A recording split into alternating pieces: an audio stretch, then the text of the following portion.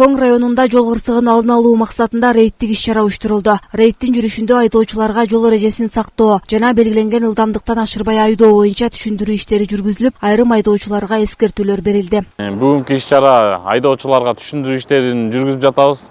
Анткени айыл арасында, айыл ичинде мектептер бар, мектеп жол белгилери бар.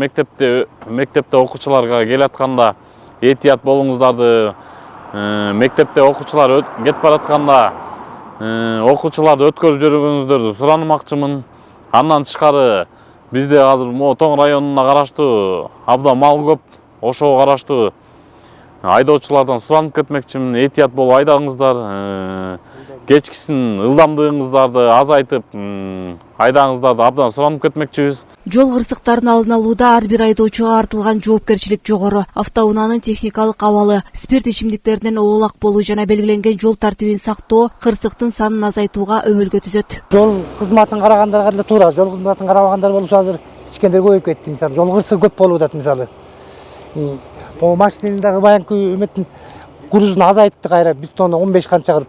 Анысына да туура мисалы, жолдун баарында дөңгөлөктө жарылып эле жатчыбыз, дөңгөлөк жарылган жер эле жок болуп калды азыр.